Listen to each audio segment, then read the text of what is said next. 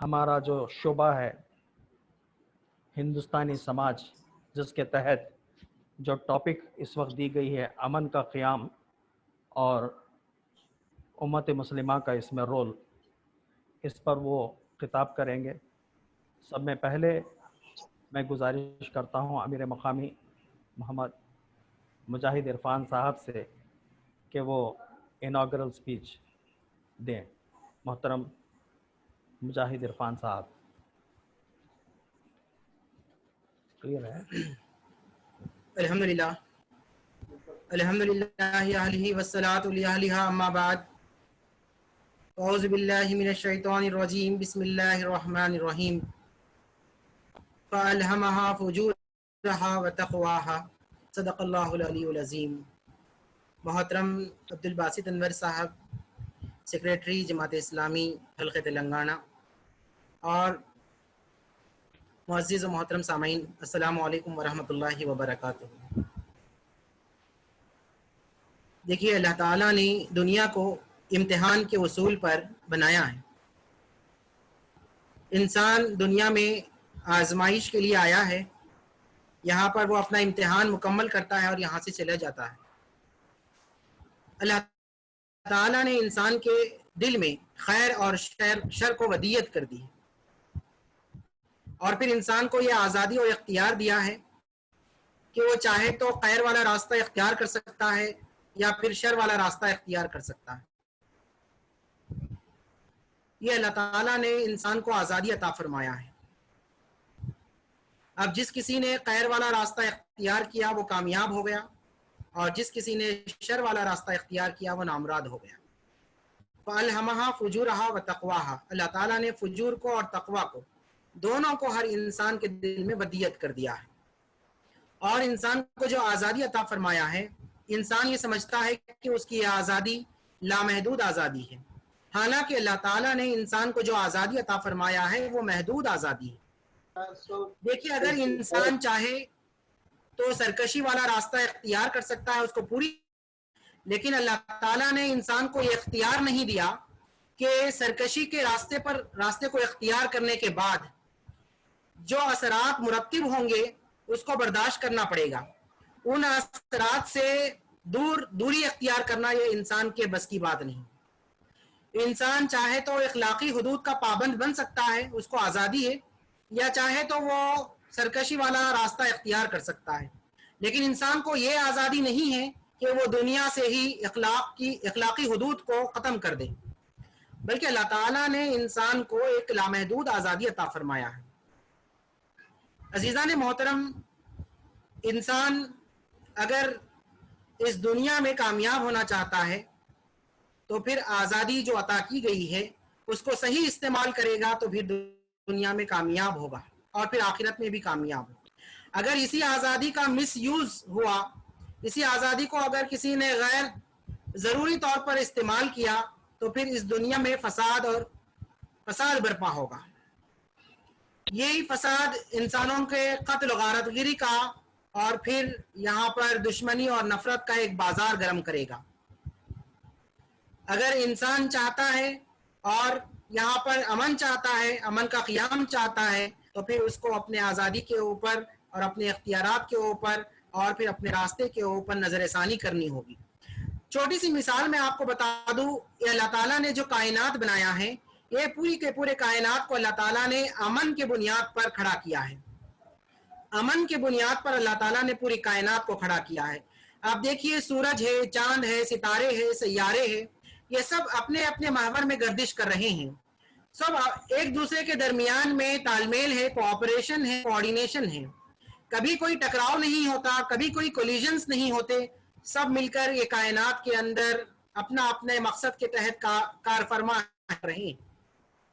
اگر یہ آپس میں کولائڈ ہوتے، آپس میں کنفلکٹ پیدا ہوتا، آپس میں کوآپریشن نہیں ہوتا، تو پھر یہ پوری دنیا، یہ پوری کائنات درہم برہم ہو جاتی۔ یہی وہ بنیادی کامیابی کا راز ہے، یہی وہ کائنات کی خوبصورتی کا راز ہے کہ پوری کائنات کو اللہ تعالیٰ نے امن کے بنیاد پر قائم رکھا ہے۔ میں اور آپ جس ہندوستانی سماج میں رہتے ہیں، اگر مجھے اور آپ کو ہندوستانی سماج میں امن کو قائم کرنا ہے تو پھر یہاں کے एग्जिस्टेंस में देखना होगा कि किस तरह के लोग रहते हैं, इस समाज के क्या अक़दार हैं, इस समाज के क्या वैल्यूज हैं, इस समाज के कल्चर और सिविलाइजेशन क्या है, यहाँ के तौर तरीके क्या है, यहाँ की तहजीब क्या है। क्योंकि हिंदुस्तान एक ऐसा मकाम है जहाँ पर मुख्तलिफ मज़ाहिब के लोग रहते हैं, मुख्तलिफ कल्चर्स के लोग रहते हैं, मुख्तलिफ ज़ुबानें बोलने वाले लोग रहते हैं। अगर इन सारे लोगों के दरमियान तालमेल हो, कोऑर्डिनेशन और कोऑपरेशन हो, उसी वक्त मुमकिन है कि यहाँ पर अमन का क़याम हो सकता है। अजीज़ान मोहतरम, इसके लिए मुझे और आपको सबसे पहला जो काम करना है वो हिंदुस्तानी समाज को समझना होगा, हिंदुस्तानी समाज के अक़दार को, उसके वैल्यूज़ को समझना होगा, यहाँ के लोगों के आइडियोलॉजीज़ को, अफकार को, तौर तरीक़ों को समझना होगा। जब कहीं जाकर इस हिंदुस्तानी समाज में मैं और आप घुल मिल जाएंगे, हिंदुस्तानी समाज का एक मुस्बित हिस्सा बन जाएंगे, हिंदुस्तानी समाज को एक रुख देने वाले अमन के अलंबरदार बन जाएंगे। अगर इस हिंदुस्तानी समाज को हमने बाजू रख दिया और अपने हिसाब से काम करते गए तो यहाँ पर अमन का क़याम मुमकिन नहीं है। एक दूसरी बात बताकर अपनी गुफ्तगू खत्म करूं। अल्लाह के रसूल सल्लल्लाहु अलैहि वसल्लम के सामने जब कभी भी दो ऑप्शंस में से एक ऑप्शन को चूज करने का मौका मिलता तो अल्लाह के रसूल सल्लल्लाहु अलैहि वसल्लम जो आसान रास्ता होता, जो पॉसिबल रास्ता होता, जो मुमकिन रास्ता होता, उसी मुमकिन रास्ते को इख्तियार करते। आज मेरे और आपके सामने भी जो दो रास्ते खुले हुए हैं, एक रास्ता है सर्कल ऑफ कंसर्न का और दूसरा रास्ता है सर्कल ऑफ इन्फ्लुएंस का। मैं और आप हमेशा ये चाहते हैं कि पूरे हिंदुस्तान में अमन का क़याम हो जाए, पूरे हिंदुस्तान में इस्लाम का गलबा हो जाए, पूरे हिंदुस्तान में लोग जुल्म ज़्यादती से बच जाएं, यहाँ पर इंसाफ कायम हो जाए। ये चाहना, ये तकरीरें करना, ये आहो बुका करना, बैठ कर गुफ्तगू करना, ये सर्कल ऑफ कंसर्न है। बिल्कुल कंसर्न होना चाहिए, लेकिन जो असल रास्ता मुझे और आपको इख्तियार करना है, जो मुमकिना रास्ता है, जो पॉसिबल रास्ता है, जो आसान रास्ता है, वो है सर्कल ऑफ इन्फ्लुएंस। जिस बस्ती में मैं और आप रहते हैं, जिस बाजार में मैं और आप रहते हैं, जिनसे हमारे ताल्लुकात है, जिनसे हमारे ट्रांसैक्शंस, डीलिंग्स है, दोस्ती है, जहाँ पर हम काम करते हैं और बिजनेस करते हैं, वहाँ पर मैं और आप अमन का क़याम कर सकते हैं। वहाँ के लोगों को समझ सकते हैं और लोगों को समझा सकते हैं, वहाँ के लोगों से दोस्ती कर सकते हैं और फिर उस समाज का एक मुस्बित हिस्सा बन सकते हैं, एक पॉजिटिव हिस्सा बन सकते हैं और फिर पूरे समाज को एक पॉजिटिव रुख देने के, डायरेक्शन देने के मैं और आप काबिल बन सकते हैं। अगर मैं और आप से सर्कल ऑफ इन्फ्लुएंस को इख्तियार करेंगे, जहाँ पर भी मुमकिन हो, जहाँ पर भी पॉसिबल हो, वहाँ पर ये कोशिश करेंगे कि समाज को समझें, समाज की अख्तार को, समाजी वैल्यूज़ को समझें और फिर इसके ज़रिए से लोगों के अंदर एक रिश्ता कायम हो जाए, लोगों समाज का एक मजबूत हिस्सा बन जाएं, तब कहीं जाकर हम समाज के रुख को तब्दील कर सकते हैं और फिर इसके ज़रिए से अमन का क़याम हो सकता है। इसी नुक्ते को लेकर जमात इस्लामी मरकज़ी पॉलिसी प्रोग्राम में भी और फिर यहाँ पर तेलंगाना में भी एक सद्भावना मुहिम को छेड़ा है। इस सद्भावना मुहिम के ज़रिए से हम यही चाहते हैं कि यहाँ पर उम्मत समाज का एक मजबूत हिस्सा बन जाए, उम्मत के अफराद समाज के अफराद के दरमियान तालमेल पैदा हो जाए, कोऑर्डिनेशन और कोऑपरेशन यहाँ पर मजबूत हो जाए, समाज का एक मजबूत मेन स्ट्रीम धारा बन जाए। यहाँ के अफकार, यहाँ के ख्यालात, यहाँ के तौर तरीके, यहाँ के लोग, यहाँ के लोगों के तहजीब और तमद्दुन से मैं और आप वाकिफ हो जाएं और फिर उनसे भाईचारगी का, ब्रदरहुड का एक ऐसा मजबूत रिलेशन कायम करें जिसके जरिए से ह्यूमन वैल्यूज को प्रमोट किया जा सकता हो, जिसके जरिए से पीस और जस्टिस के क़याम के लिए कोशिश की जा सकती है। हिंदुस्तानी समाज में बहुत सारे ऐसे अफराद मौजूद हैं जो चाहते हैं कि यहाँ पर अमन का क़याम हो, लेकिन उनके पास कोई वाज़ेह मॉडल नहीं है, उनके पास कोई वाज़ेह रास्ता नहीं है। अगर मैं और आप रास्ता बताएंगे, मैं और आप मॉडल बताएंगे, मैं और आप उनके साथ दोस्ती का हाथ बढ़ाएंगे तो यकीनन वो हमारे साथ इस काफिले का हिस्सा बनेंगे और फिर अमन के क़याम में हमारे साथ वो भी कोशिशें करेंगे। आज हमारा जो गुफ्तगू होने जा रही है, अब्दुल बासित अनवर साहब का मैं बहुत मशकूर हूँ कि वो अमेरिका से इस वक्त अब हमारे साथ जुड़े हुए हैं और मैं ऑडियंस से भी दरख्वास्त करता हूँ कि मॉडरेटर का आप कोऑपरेट करिए मॉडरेटर के साथ और जो भी सवालात आपके जहनों में हैं इस हवाले से, इस उन्वान के हवाले से वो आप मॉडरेटर तक पहुँचाइए اور پھر اس کے ذریعے سے انشاءاللہ ہم اس سیشن کو کامیاب بنا سکتے ہیں. میں اللہ سے دعا کرتا ہوں کہ پروردگار کہنے سننے سے زیادہ عمل کی توفیق عطا فرما. سبحان ربک رب العزت عما یصفون وسلام علی المرسلین الحمدللہ رب العالمین.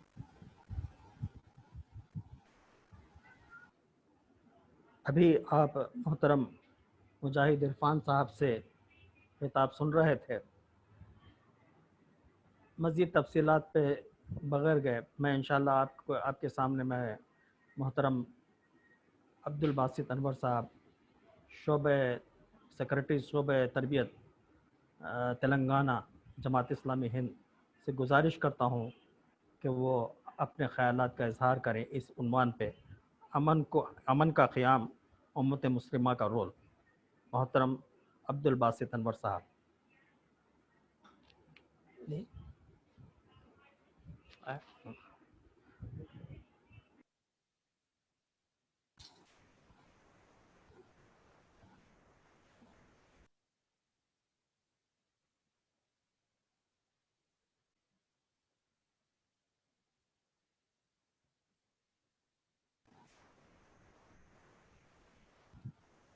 مولانا میوٹ میں ہے شاید، آپ انمیوٹ کریے آڈیو کو.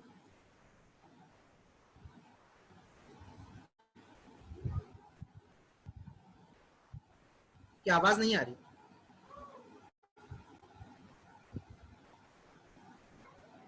انمیوٹ کیجیے.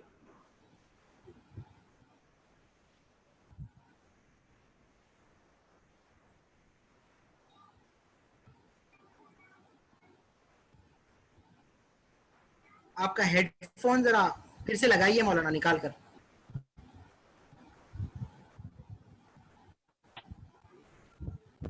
جی اب آ رہی ہے. السلام علیکم.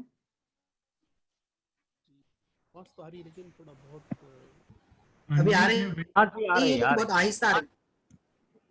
اچھا میں مائک کو قریب رکھیے گا. مائک کو قریب رکھیے گا. نہیں، اصل میں الگ سے مائک نہیں ہے. الحمدللہ رب العالمین والصلاة والسلام علی رسولہ النبی الکریم وعلی آلہ واصحابہ اجمعین.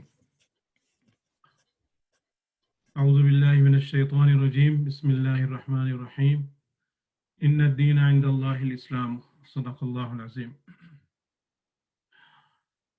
برادر محترم ہمارے فیض الرحمان شکیل صاحب اور امیر مقامی مجاہد عرفان صاحب اور تمام ناظرین و سامعین، السلام علیکم ورحمۃ اللہ وبرکاتہ. سب سے پہلے اللہ تعالیٰ کا بہت شکر و احسان ہے کہ اللہ تعالیٰ نے ایک موقع آپ حضرات کے ساتھ بات چیت کرنے اور ایک بہت ہی اہم موضوع پر تبادلہ خیال کرنے کا اللہ تعالیٰ نے عطا فرمایا ہے.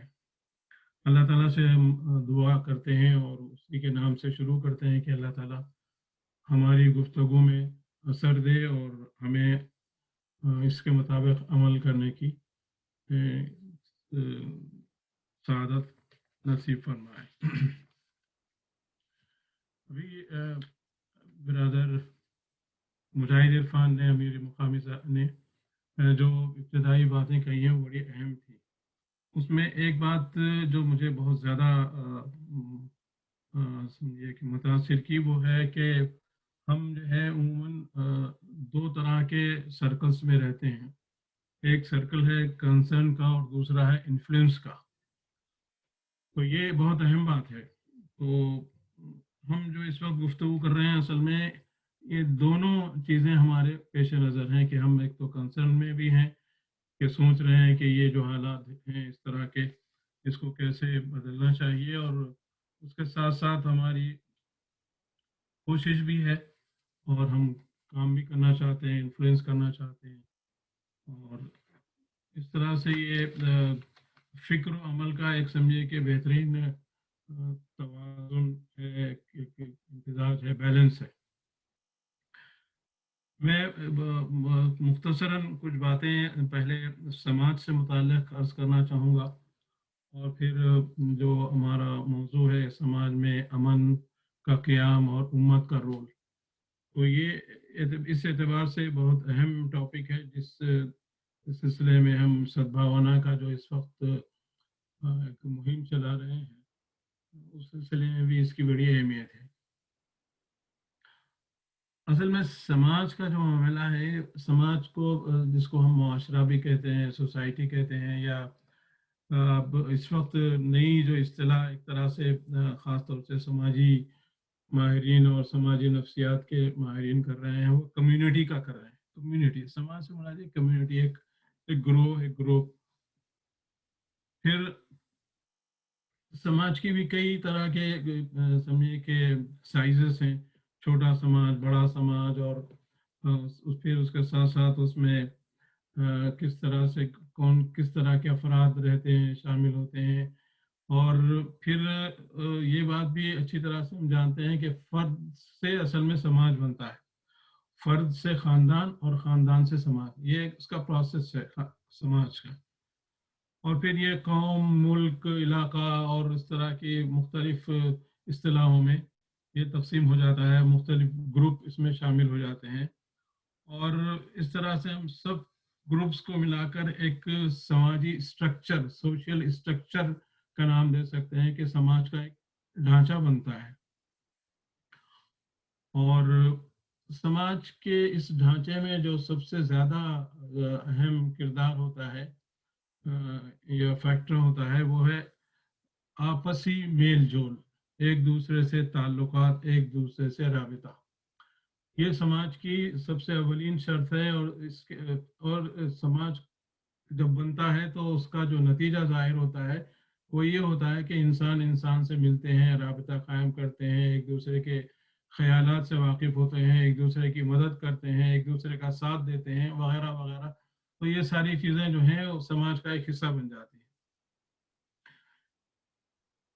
انسانی زندگی گزارنے کے لیے ایک مناسب اور متوازن اور معیاری ماحول کی ضرورت ہوتی ہے۔ خاص طور سے میں چاہوں گا کہ معیاری ماحول سے کیا مراد ہے؟ معیاری ماحول سے مراد یہ ہے کہ انسان کو شعوری طور پر نشو و نما کرنے کے مواقع حاصل رہیں۔ یہ بات ہم سماجی ماہرین کی زبان سے کہہ رہے ہیں، لیکن اسلام جس سماج کا تذکرہ کرتا ہے، جس سماج کو ڈیولپ کرتا ہے، وہ ہے انسان کے اندر شعوری طور پر اس کی مادی اور اس کی روحانی ضرورتوں کی، اس کی روحانی نشو و نما کی تکمیل ہو سکے۔ یہ اصل سماج کا ڈیفینیشن بنتا ہے۔ آج کل جو مسئلہ سب سے بڑا ہے، جس کی وجہ سے ہم یہاں جمع بھی ہیں، جو ہمارا کنسرن بھی ہے اور اس کو ہمیں اس سے نبٹنا بھی ہے، وہ ہے کہ آج سماج جو ہے صرف مادی نظریات پر مشتمل ہو کے رہ گیا ہے۔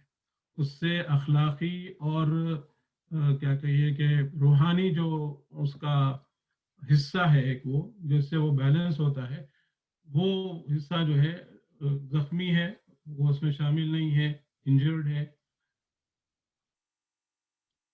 جس کی وجہ سے یہ سماجی نابرابری اور یہ ساری مسائل جو ہے اس وقت پیدا ہو رہے ہیں۔ ماہر سماجیات نے ایک اور کام کیا ہے کہ سماج کے 3 حصے کر ڈالے اس میں، ایک اپر، اور پھر مڈل اور لوور، اپر سوسائٹی، مڈل سوسائٹی اور لوور سوسائٹی۔ اس تفریق اور اس تقسیم نے اصل میں سب سے سارے سماج کو ایک سمجھے سے کیا کہ یہ منتشر کر دیا، تتر بتر کر دیا، اس کے تانے بانوں کو سب پورا لوز کر کے چھوڑ دیا۔ اور ہم اگر ہندوستانی سماج کی بات کرتے ہیں تو ہندوستانی سماج میں یہی وہ بنیادی خرابی ہے کہ اس میں سماج کو مختلف طریقوں سے تقسیم کر دیا گیا ہے، اپر، مڈل اور لوور۔ اس کے علاوہ بھی اور بھی ہیں، کچھ چیزیں ہیں جس سے سماج منقسم ہو گیا ہے۔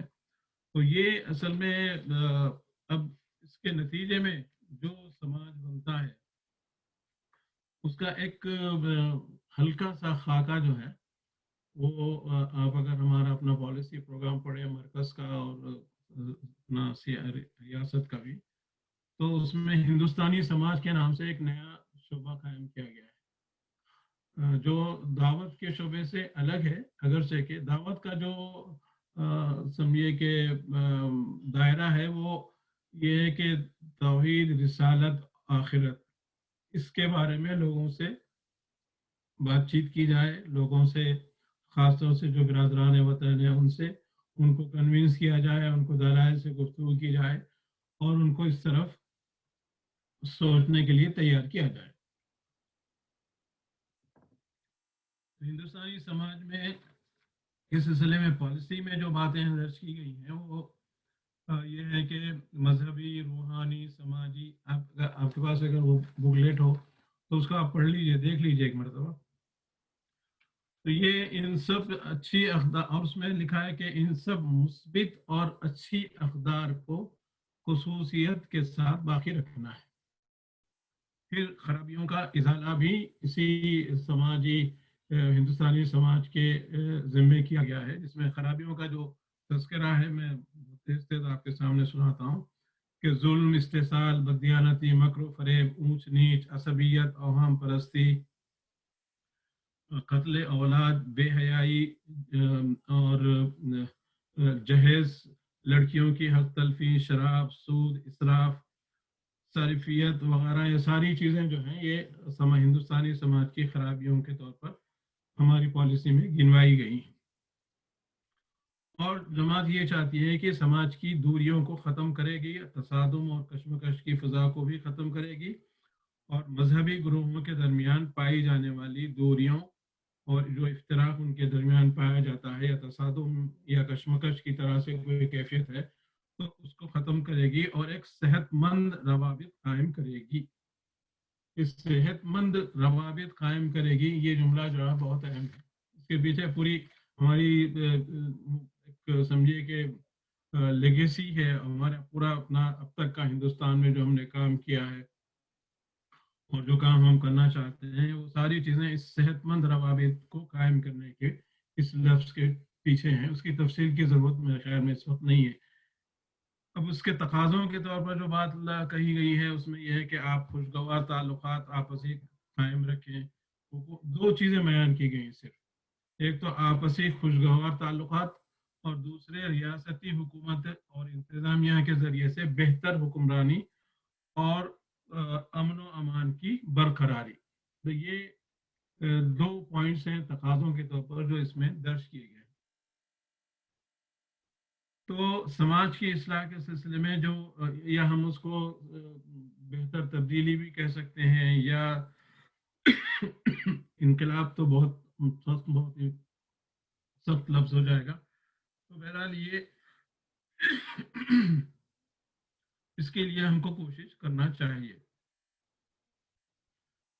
اب ہم ان سے ہٹ کر ایک بہت اہم بات کہنا چاہتے ہیں جو سماجی ماہرین اور نفسیات کے ماہرین نے بڑی تگودو اور بڑی سمجھیے اپنے تجربات اور اپنی بہت ساری عقلیں لڑا کر جو جس نتیجے پر پہنچے ہیں وہ ہم نے جیسا کہ دیکھا کہ وہ کوئی کمپلیٹ نہیں ہے، اس میں کئی نقائص ہیں، کئی غلطیاں ہیں، کئی ٹھوکریں وہ جگہ جگہ کھا رہے ہیں، جس کی وجہ سے سماج کے اندر یہ انتشار ہے، یہ نابرابری ہے اور اس طرح کی۔ اور یہ ایسا نہیں ہے کہ صرف ہندوستانی سماج کی بات ہے، بلکہ اگر ہم ساری دنیا کے سماج کا مطالعہ کریں، دیکھیں تو لگتا ہے کہ سارے سماج اسی طرح سے اتھل پتھل کا شکار ہے۔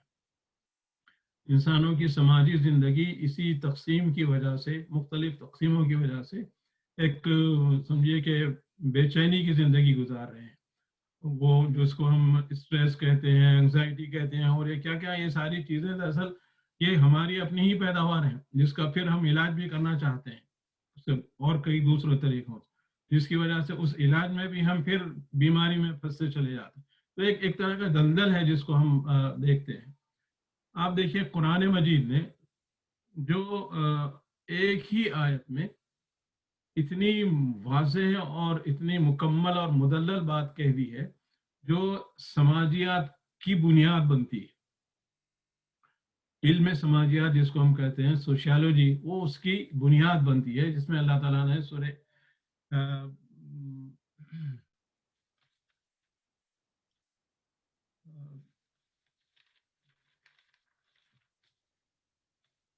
جی اللہ تعالیٰ نے سورہ الحجرات کی آیت نمبر 13 میں ارشاد فرمایا کہ یا ایھا الناس انا خلقناکم من ذکر و انثی وجعلناکم شعوبا وقبائل لتعارفوا ان اکرمکم عند اللہ اتقاکم. یہ سماج کی بنیاد ہے.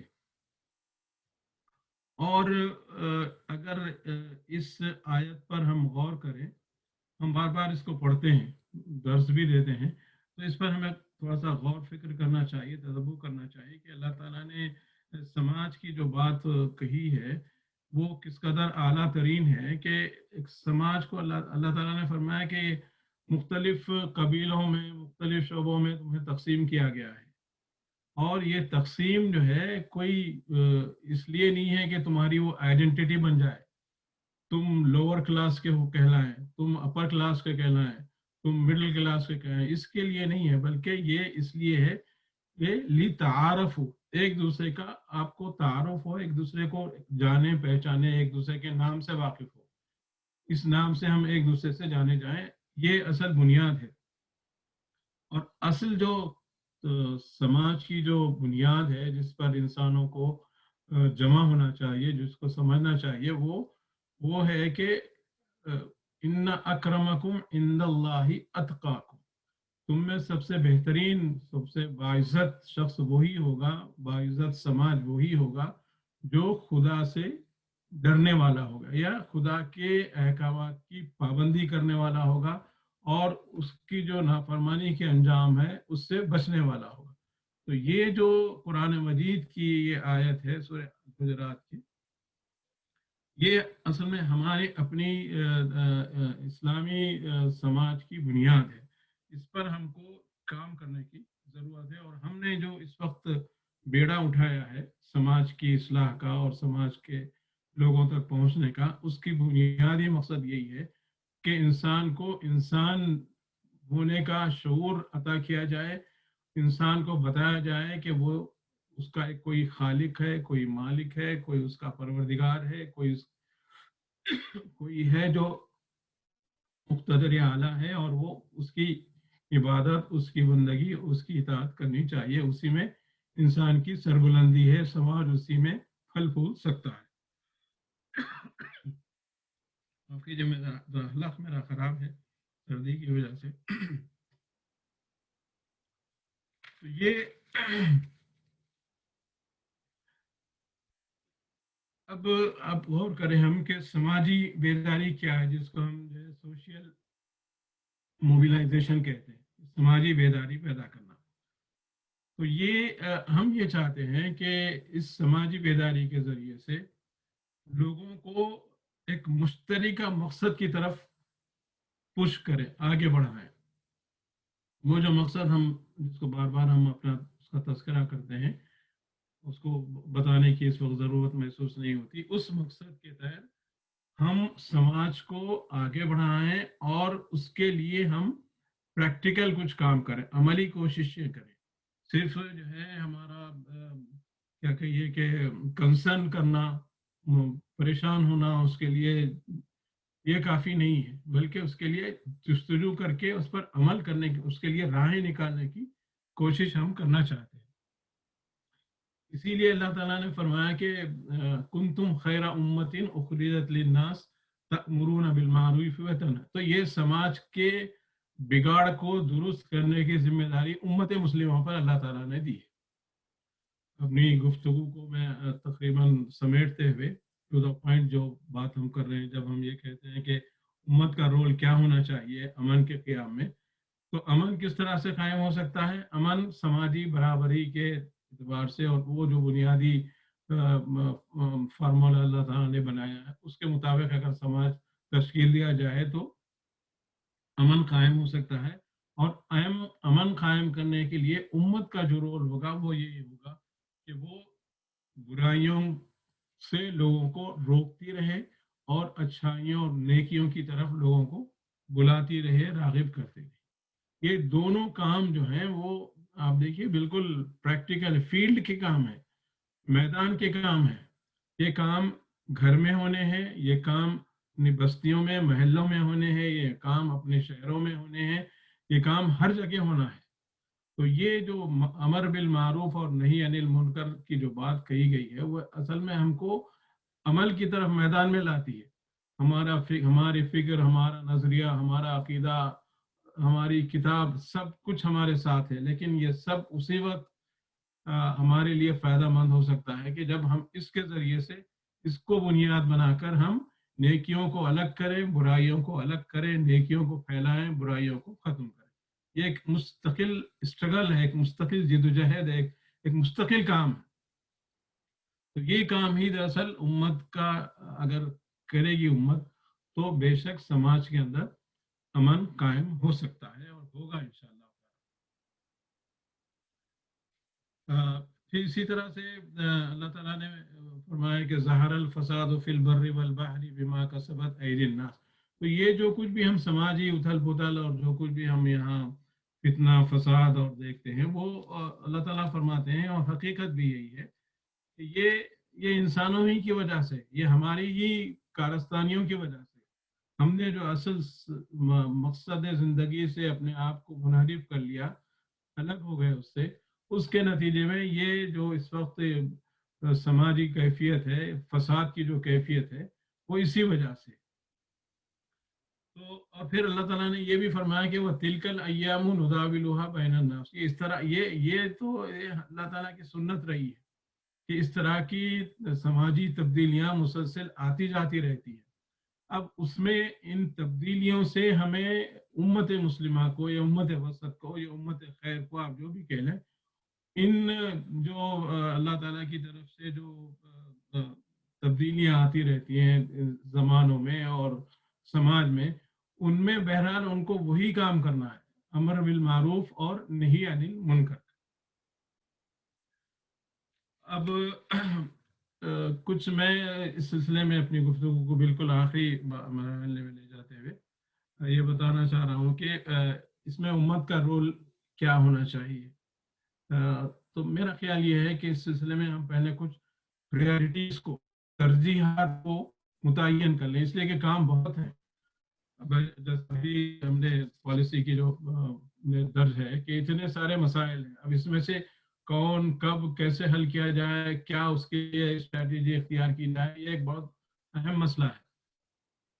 میرا خیال یہ ہے کہ کچھ چیزوں کو اگر ہم پرائرٹیز دے دیں، ترجیح جس کو ہم کہتے ہیں وہ کریں، تو سب سے پہلے ایک تو یہ ہے کہ جو بہت ہی سماج سے ریلیٹڈ چیز ہے وہ ہے جو نامساوات ہیں، اس وقت نابرابری کی جو کیفیت ہے سماج میں، جو فرقہ واریت اور تقسیم ہو گئی ہے، اس کو ختم کرنے کے لیے اقدامات کریں۔ اس کے لیے اب ہم کیا سوچ سکتے ہیں، کیا کر سکتے ہیں، وہ اس کے لیے ہم پھر بات چیت کر سکتے ہیں، گفتگو ہو سکتی ہے، لیکن یہ پہلا ہمارا جو ٹارگیٹ ہونا چاہیے وہ یہ ہے کہ سماج کے اندر جو مساوات، عدم مساوات ہے، وہ عدم مساوات کو ہم ختم کریں۔ اس کے بعد کہیں وہ معاشرہ بنے گا جس میں یہ خود بخود یہ بات ہوگی کہ ان اکرمکم عند اللہ اتقاکم۔ تو اس سے پہلے کے مرحلے کو ہم جو شعوب ہے، جو قبائل ہیں، ان کو آپس میں جوڑیں، ان کو ایک ماں اور ایک باپ کی اولاد تسلیم کریں۔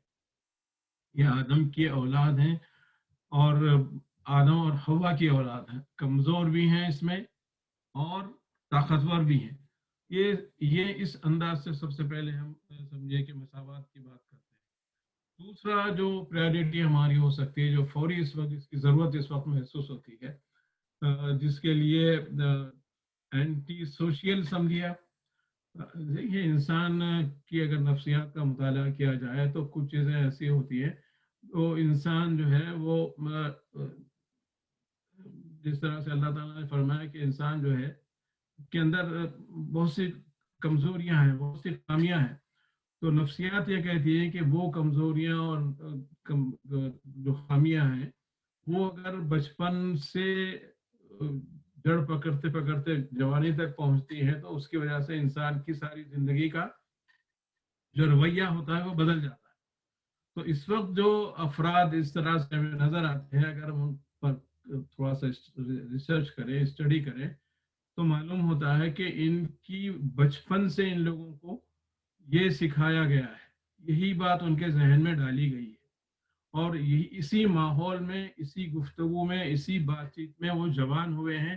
اور چاہے وہ ایم بی اے کرتے ہوں، آئی آئی ٹیز میں جاتے ہوں، جہاں بھی جاتے ہوں، کہیں بھی بڑے بڑے سے بڑے عہدے پر وہ قائم رہتے ہوں، لیکن ان کی جو نفسیات بچپن سے جو چیز ان کے ذہنوں میں کھولی گئی ہے وہ اس وقت سامنے ابھر کر آ رہی ہے.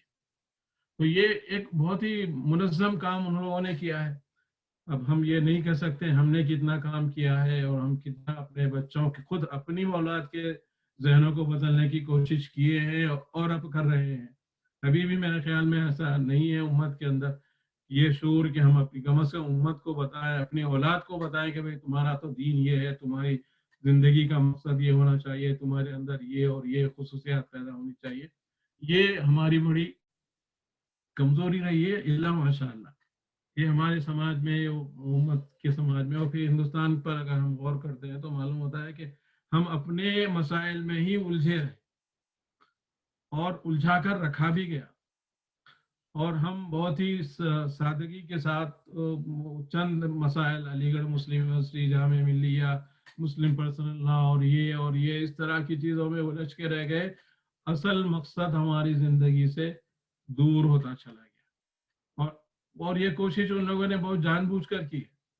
میں پارٹیوں کا نام نہیں لوں گا، لیکن ہم جانتے ہیں کہ کون کس انداز سے اپنے مفادات کو حاصل کرنے کے لیے. ابھی گزشتہ 2-3 دنوں میں جو واقعات ہو رہے ہیں ہندوستان میں، ایک بڑی پارٹی میں اتھل پتھل ہو گئی. یہ سب کیا چیزیں ہیں؟ یہ سب یہی ہے کہ ان کے ذہنوں کو اس طرح سے بنایا گیا ہے اور وہ آج اس کا نتیجہ وہ لوگ کر رہے ہیں، استعمال کر رہے ہیں ہمارے لیے آگے بڑھ کے، ہمارے لیے مختلف دشمنی کے، سمجھیے کہ واقعات جو آتے ہیں لنچنگ وغیرہ کے. تو بہرحال یہ منافرت کا جو اس وقت ماحول ہے اس کو ہمیں ختم کرنا چاہیے. اس کی جڑیں بھی ہم کو معلوم ہونی چاہیے. ایک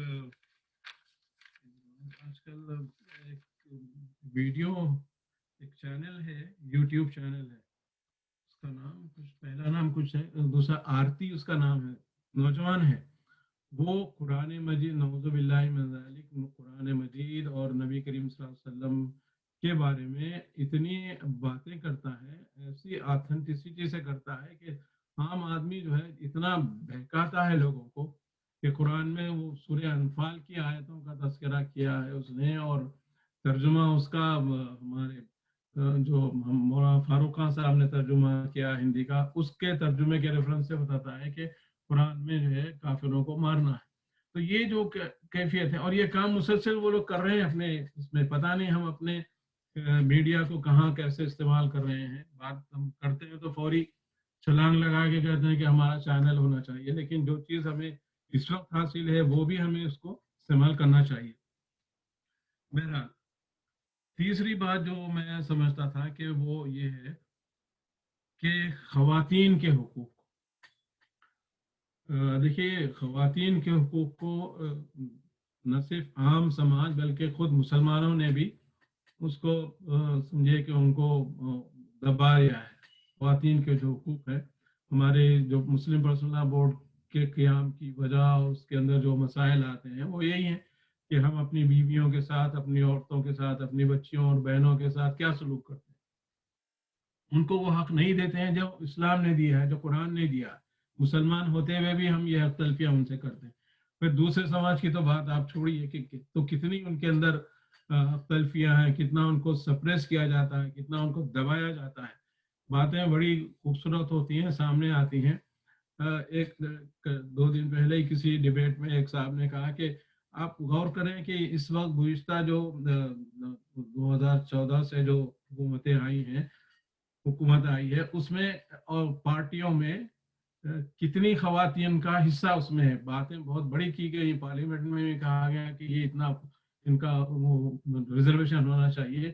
لیکن پارٹیوں میں بھی اور حکومت میں بھی خواتین کی کوئی نمائندگی نہیں ہے جس کو آپ نمائندگی کہہ سکیں. بہرحال میں یہ عرض کر رہا تھا کہ خواتین کے جو حقوق ہیں ان کو ہمیں بہت ہی کیا کہیے اہمیت کے ساتھ بتانا. اس لیے کہ میں عرض کرنا چاہتا ہوں کہ یہ اگر ہم خواتین کے سلسلے کا مسئلہ اگر ہم اٹھائیں گے تو اس میں ہمیں زیادہ مشکل نہیں ہوگی، کیونکہ جو خواتین اس وقت سپریشن میں ہیں، جو حق تلفی کا شکار ہیں، اس میں یعنی ہندو سماج کے مطابق اعلیٰ ذات کی خواتین بھی ہیں اور متوسط ذات کی خواتین بھی ہیں اور نچلی ذات کی خواتین بھی. تو ان خواتین میں کے حقوق کے سلسلے میں اگر ہم کام کریں گے تو ایک بہت بڑا کام سماج کا ایک 50% کام ہمارا ہو جائے گا. خواتین کے سلسلے میں وہ صرف کسی ایک کو شامل کر لینا، دو کو شامل کر لینا، نام اس کا بتا دینا، یہ نہیں چلے گا، بلکہ آپ بہت ہی سمجھیے کہ جس کو ہم کہتے ہیں کہ کیا کہیے اس کو کہ دل کے درد کے ساتھ، جس طرح سے اللہ کے رسول صلی اللہ علیہ وسلم دعوتی کام فرماتے تھے. آپ نے فرمایا کہ مجھے لگتا ہے کہ لوگ جہنم کی طرف جا رہے ہیں، آگ لگی ہوئی اور دوڑے چلے جا رہے ہیں، اور آپ نے فرمایا کہ میری کیفیت یہ ہے کہ میں ایک ایک کی کمر پکڑ، وہ کوئی ایسے کنبے کی کمر پکڑ کے نہیں ہے، بلکہ اللہ کے رسول نے فرمایا کہ میں ایک ایک فرد کی کمر کا، تو وہ ایک ایک فرد کی کمر کو ہمیں پکڑنا ہے، اس کو اس جہنم کی آگ سے بچانا، یہ ہمارا مقصد ہوگا. یہ اگر دل میں ہماری تڑپ ہوگی، یہ درد اور اس کسک کے ساتھ ہم فیلڈ میں کام کریں گے تو بے شک اللہ تعالیٰ ہماری مدد فرمائے گا. ایسا نہیں ہونا چاہیے کہ ہمارے یہ پالیسی میں ہے، انہوں نے کہا، انہوں نے کہا، یہ پروگرام بنایا، اس پر عمل کرنا ہے اور یہ اس کے بعد رپورٹ دینی ہے، پھر فالو اپ. یہ بہت زمانے سے چلا آ رہا ہے اور یہ ٹھیک ہے، یہ میں اس پر معترض نہیں ہوں، لیکن اصل جو چیز، جس چیز کی ضرورت اس وقت محسوس ہوتی ہے وہ ہمارے اندر، جب ہم امت کی بات کرتے ہیں اور امت کی ایک حیثیت سے ہم اس بگڑے ہوئے سماج کو درست کرنا چاہتے ہیں، تو سب سے پہلے ہمارے دل میں وہ درد اور وہ تڑپ اپنے اندر پیدا کرنے کی ضرورت ہے جو اللہ کے رسول صلی اللہ علیہ وسلم کے دل میں تھی اور آپ کے صحابہ کے درمیان میں تھی، اور پھر اسی وجہ سے تو آج ساری دنیا میں اسلام پھیلا ہوا. تو یہ چند باتیں تھیں جو اس سلسلے میں عرض کرنا تھا. اور ایک آخری بات یہ ہے کہ دیکھیے عموماً بات ہم کرتے ہیں، کہتے ہیں کہ بھئی خواب دیکھنا چاہیے، تو خواب دیکھنے سے کچھ نہیں حاصل ہوتا. زندگی میں خوابوں کی کوئی حقیقت نہیں ہوتی. جاگتے ہوئے خواب دیکھنا چاہیے، کھلی آنکھوں کے خواب دیکھنا چاہیے کہ میں اپنا ہندوستان، اپنا ملک، اپنا وطن اس طرح سے چاہتا ہوں کہ یہاں کا ایک ایک فرد ایک خدا سے ڈرنے والا بن کے رہے، خدا کو چاہنے والا بن کے رہے، خدا کی محبت اس کے دل میں سمائے. اس کے لیے میں اسٹرگل کروں، اس کے لیے میں اس کے دل تک پہنچوں گا. صرف کھانا پوری کے لیے نہیں، ٹک ڈالنے کے لیے نہیں رپورٹ میں کہ میں نے 5 لوگوں سے ملاقات کی. آپ ایک سے ملیے لیکن دل سے ملیے اور دل سے اس سے محبت کیجیے اور اس کو اپنے قریب لائیے. تو یہ بہت بڑی خدمت ہوگی دین کی اور یہ بہت بڑا اجر و ثواب کا بھی کام ہے. ایسا نہیں ہے کہ یہ بس ہم کر دیے اور چلے گئے، بلکہ اللہ تعالیٰ نے ایسے ہی کاموں کے لیے جنتوں کی بشارتیں دی. تو یہ ایک اہم کام ہے جس کو ہمیں کرنے کی ضرورت ہے. اور ظاہر ہے کہ جو ہمارا الٹیمیٹ ہے، اللہ تعالیٰ نے جو بات کہی ہے وہ یہی ہے کہ غلبہ دین کی بات کہی اللہ نے. یہ دین اس لیے آیا ہے تمہارے پاس کہ تم اس کو غالب کرو. تو یہ کام کرنا ہے اصل میں. اب آپ چاہے اس کو دعوت کا نام دیجئے، ہندوستانی سماج کا نام دیجئے، یا کوئی اور نام دیجئے، یا آپ جس طریقے سے بات کرنا چاہتے ہیں کریے، لیکن وہ جو اسپرٹ ہمارے اندر ہونی چاہیے وہ یہی اسپرٹ ہوگی. تو بے شک ہم، اور یہ پھر 10-15 دن تو یہ ہماری ایک مہم کی طرح سے ایسا نہ ہو، بلکہ یہ ہماری زندگی کا ایک مشغلہ بن جائے. یہ ہماری زندگی کا یہ 15 دن جو ہے وہ اس طرح سے عادی بن جائیں کہ پھر اب یہ ہماری زندگی اسی میں لپٹی بھی رہے، اسی میں ہماری زندگی گزر جائے. تو اللہ تعالیٰ سے دعا ہے کہ اللہ تعالیٰ ہماری ان کوششوں کو قبول فرمائے، اور جو کوششیں ہمارے کر رہے ہیں اللہ تعالیٰ اس میں برکت عطا فرمائے، اس کا بہترین اجر و ثواب بھی عطا فرمائے، دنیا میں بھی ہمیں دکھائے اس کے اثرات، اور اللہ تعالیٰ ہمیں آخرت میں بھی اس کی بدلے میں جنتیں اور نعمتیں عطا فرمائے. رب اغفر وارحم وانت خیر الراحمین والحمدللہ رب العالمین. ابھی آپ محترم باسط انور صاحب سے خطاب فرما رہے تھے. بہت کم وقت میں آپ نے بہت سے نکات پر روشنی ڈالی ہے. میں اب یہ چاہتا ہوں کہ ہمارے جو اس وقت آڈینس ہیں وہ اپنا حصہ ادا کریں. جو شکوک یا شبہات یا کوئی چیز کلیریفائی نہیں ہوئی ہے تو اس پر سوالات کیے جا سکتے ہیں محترم سے. سب میں پہلے ایک سوال میں خود ہی کر لوں.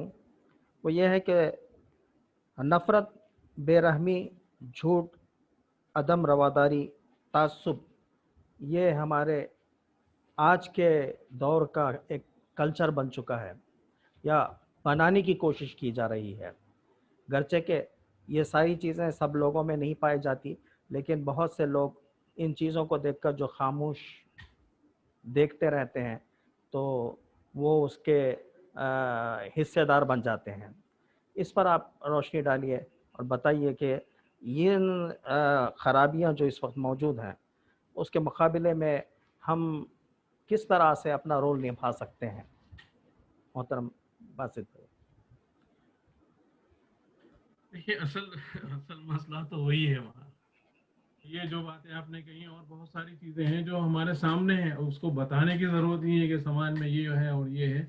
بہت ساری دنیا میں ہے. میں گزشتہ کئی مہینوں سے یہاں امریکہ میں ہوں اور بہت قریب سے بہت گہرائی سے سماج کا مطالعہ کر رہا ہوں. دیکھ رہا ہوں یہاں کے مسلم سماج کو بھی، غیر مسلم سماج کو بھی، یہاں کے جو امریکنس ہیں. اور آپ کو حیرت ہوگی کہ یہاں RSS اس وقت جو ہے بہت ہی مضبوط ترین آرگنائزیشن ہے یہاں کی، اور بہت وہ جس طرح سے ہندوستان میں کرتے ہیں اسی طرح سے یہاں کام کر رہے ہیں. اسی طرح سے ان کی شاخائیں ہیں اور یہاں اتنا انفلوئنس کرنے کی کوشش کرتے ہیں کہ مختلف جو یہاں کے یہاں کا سسٹم الگ الگ اسٹیٹس ہیں، یونائٹیڈ اسٹیٹس ہے نا. ہر تو بعض اسٹیٹس کے جو ایجوکیشن کیریکولم ہے اس میں انہوں نے اپنا نصاب، اپنی باتیں اس میں انکلکیٹ کروا دی ہیں. تو اتنا ان کا وہ ہے. تو میں یہی سمجھتا ہوں کہ بھائی یہ بولنے سے کوئی فائدہ نہیں ہے، سوائے وہ بات تھوڑی سی لیول سے کم معلوم ہوتی ہے. لیکن عورتوں کی طرح سے یہ بولنا بھائی وہ مار رہا، وہ توڑ رہا انہیں، وہ ظلم کر رہا، وہ ایسا ہو رہا، یہ ہو رہا. ارے بھائی سب دیکھ رہے ہیں، ہم بھگت رہے ہیں، برداشت کر رہے ہیں زمانے سے. لیکن اٹھتے کیوں نہیں ہیں، بولتے کیوں نہیں ہیں، کام کیوں نہیں کرتے ہیں، تیاری کیوں نہیں کرتے ہیں، بتاتے کیوں نہیں ہیں. یہ اصل مسئلہ اصل ہمارا ہے. اب یہی ہے نا. اب آپ جیسے بتایا کہ سماج میں اتنی یہاں تو لکھی بھی ہے اور آپ گننا چاہیں تو ایک بک بن سکتی ہے کہ کیا خرابیاں ہیں سماج کے اندر. لیکن مسئلہ سماجی خرابیوں کو گننے سے حل نہیں ہوا، سماجی خرابیوں کا تذکرہ کرنے سے حل نہیں ہوا کہ بار بار بولتے ہیں یہ ہے اور یہ ہے اور یہ ہے. کتنا بولیں گے آپ، اس سے تو اور ہم ڈپریشن میں چلے جا رہے ہیں. اتنا اثر یعنی وہ دیکھیے اتنا اس کا جو نفسیاتی اثر ہو رہا ہے کہ آدمی جب ایک سنتا ہے بات، سنتا ہے تو پھر وہ اسی میں چلا جاتا ہے. نفسیات کے سلسلے میں بچوں کے بارے میں بتاتے ہیں کہ ان کو اگر کوئی کہتا ہے کہ تم بیوقوف ہو، اور بار بار والدین یہ بولیں کہ تم بیوقوف ہو، نکھٹو ہو اور تم پڑھتے نہیں ہو، تو وہ بچہ جو ہے پھر زندگی بھر نہیں اٹھ سکتا. اس لیے کہ اس کا ذہن ہوتا ہے میں تو نکھٹو آدمی ہوں، میں پڑھ نہیں سکتا، میں جاہل آدمی ہوں. وہی کیفیت ہماری ہو رہی ہے. تو سماج کے اندر یہ ہے اور یہ ہے اور یہ ہے، مسلمانوں کے ساتھ یہ ظلم ہو رہا ہے، وہ خبر آ گئی، یہ خبر آ گئی، سن رہے ہیں، اونٹ رہے ہیں، پریشان ہو رہے ہیں، کوس رہے ہیں، برا بھلا کہہ رہے ہیں، لیکن عمل نہیں کر رہے ہیں. تو اگر عمل ہم کریں گے، جو کچھ بھی ہم نے بنایا ہے پروگرام اس کو امپلیمنٹ کریں گے، اپلائی کریں گے، تو پھر یہ ساری مسائل حل ہوتے ہیں. ہم دیکھتے ہیں دنیا جو ہے اپلائی کر رہی ہے، امپلیمنٹ کر رہی ہے، صرف نظریہ بتا کے چھوڑ نہیں رہی ہے، امپلیمنٹ کر رہی ہے، سوائے ہمارے. اب وہ اس کی وجوہات کیا ہیں وہ ایک بہت بڑی بحث ہے کہ اتنے مسلم ممالک ہیں وہ کیا کر رہے ہیں اور یہ کیا کر رہے ہیں.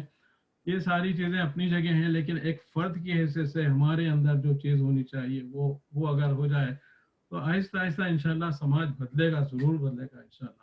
تو اللہ تعالیٰ کے رسول صلی اللہ علیہ وسلم کی یقین گوئی ہے کہ یہ اسلام کی دعوت، اسلام کا چراغ جو ہے وہ ہر کچے اور پکے مکان میں جائے گا، اس کی روشنی ہر جگہ پھیلے گی انشاءاللہ۔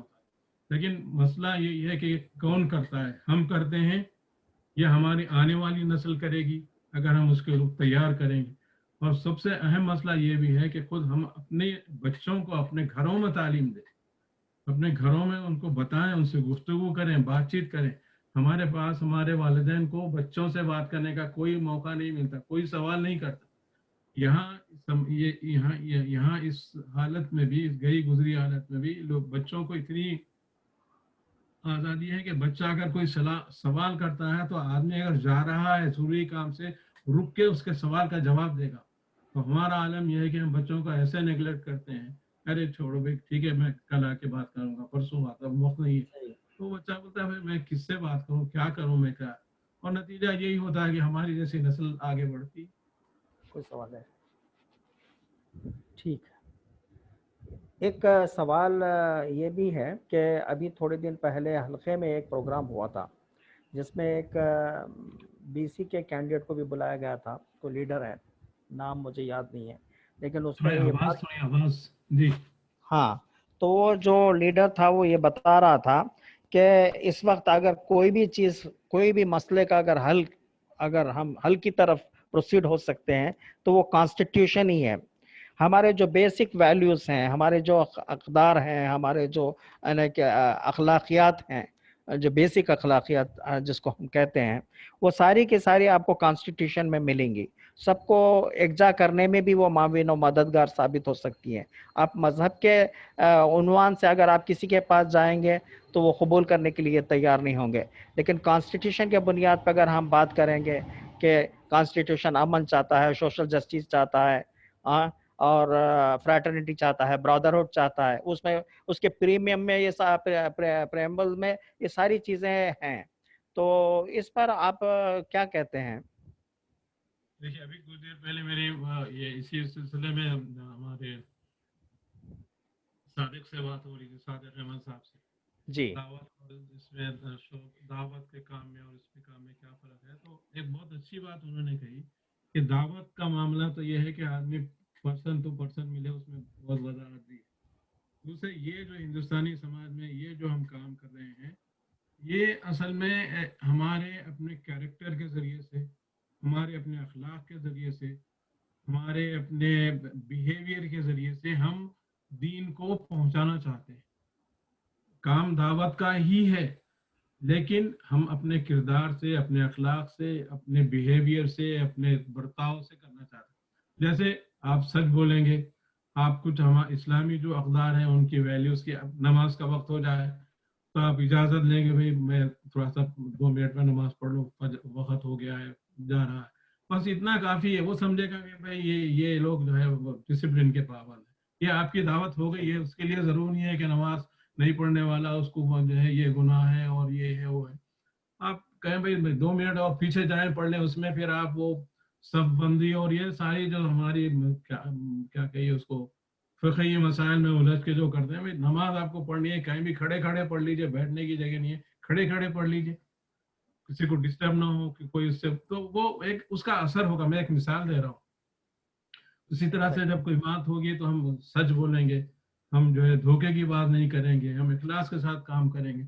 تو اس طرح کی جو چیزیں ہیں، حساب کتاب ہے ہمارا تو بہت ہی ٹرانسپیرنٹی اس میں ہوگی، جو بھی خرچ ہوگا، جو بھی آمدنی ہوگی، بہت صاف صاف ہم بتائیں۔ تو یہ جو ہمارا کیریکٹر باحثیت مجموعی کیریکٹر بنے گا، وہ ہماری دعوت بن جائے گا۔ آپ جو بات کر رہے ہیں وہ کانسٹیٹیوشن کی، ہندوستانی ماحول میں کانسٹیٹیوشن سے بڑھ کے کوئی اور چیز نہیں، تو ہم کو بھی ہم بھی اس کی پابندی کرتے ہیں۔ ہمارے جماعت کے دستور میں لکھا ہوا ہے کہ ہندوستان کا جو شہری ہوگا وہی یہاں کے جماعت کا رکن۔ ہندوستان کا شہری کا مطلب ہے کہ وہ دستور کو تسلیم کرتا ہوگا۔ تو دستور سے ہمیں کوئی لینا دینا نہیں ہے۔ جو اس وقت دستور ہے واقعی وہ اس ہندوستانی سماج کے لیے بہترین دستور ہے۔ اس میں اس نے بھی مساوات کی بات کہی ہے، اس نے بھی تعلیم کی بات کہی ہے، اس نے بھی ہر ایک کے لیے مساوی حقوق کی بات کی ہے۔ تو یہ ساری چیزیں ہم اس کو سپورٹ کریں گے، ظاہر ہے۔ آپ دستور کے نام سے کیجئے، کوئی مسئلہ نہیں ہے. یہ بات صحیح. چلیے جزاک اللہ خیر. کوئی سوالات ہیں تو بتائیے گا.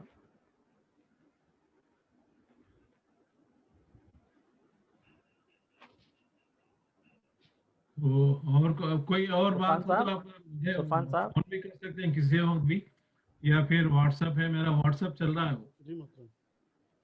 تو واٹس ایپ پہ آپ بات بھی کر سکتے ہیں, اور کچھ بات چیت ہو تو کر سکتے ہیں. الحمد انشاءاللہ. میں ویسے بھی وہاں یہاں ہوں, لیکن سارا دن میرا وہیں پر گزرتا ہے. ہلکا میں ہی رہتا ہوں ایک لحاظ سے. اور یہاں بھی الحمدللہ مصروفیت ایک یہاں ایک اسلامک سینٹر ہے, تو اس میں باضابطہ میرے پروگرام ہو رہے ہیں, کلاسز ہو رہی ہیں.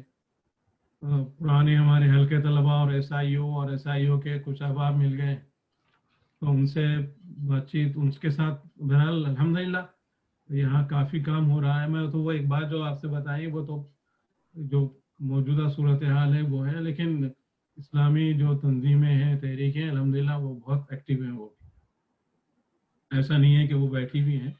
الحمدللہ کافی کام ہو رہا ہے اس میں, بہت دعوتی کام, ڈائریکٹ جس کو دعوتی کام کہتے ہیں.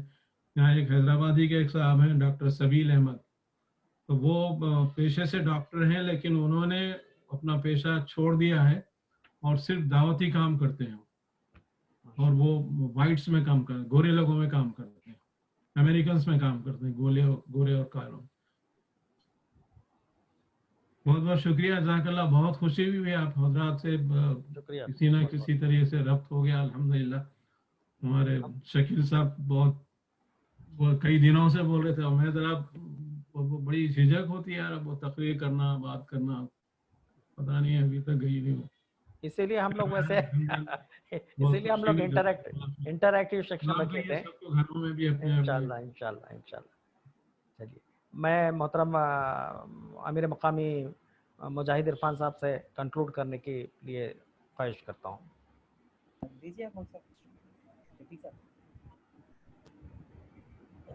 ایک اہم گزارش یہ ہے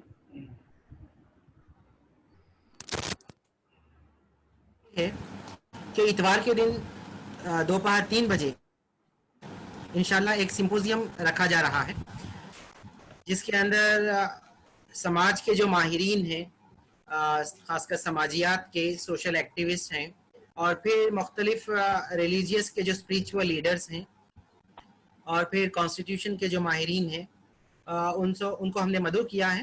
اور کوشش یہ کی جا رہی ہے کہ زیادہ سے زیادہ ہمارے اپنے سرکل آف انفلوئنس میں جو غیر مسلم احباب ہیں ان کو اس کے اندر مدعو کیا جائے. میں آپ لوگوں سے بھی مؤدبانہ گزارش کروں گا کہ آپ اپنے اپنے ساتھیوں کو, اپنے اپنے دوست و احباب کو, خاص کر غیر مسلموں کو اس آنے والے اتوار کے دن جو 3 بجے سمپوزیم ہے اس کے اندر مدعو کیجیے.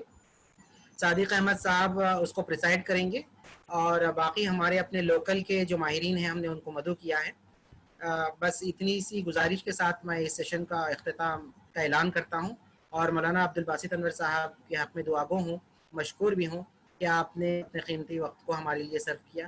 میں تمام آڈینس کا بھی مشکور ہوں, اور آپ لوگوں سے یہی امید کے ساتھ میں اجازت چاہتا ہوں کہ آپ لوگ بھی اپنے اپنے احباب اور سرکل آف انفلوئنس میں رشتے ناتوں کو بڑھائیں گے, دوستی کو بڑھائیں گے, اور پھر اس کے ذریعے سے ہم اپنا اسلام کی دعوت کا کام آسانی کے ساتھ کر سکیں گے. خدا حافظ.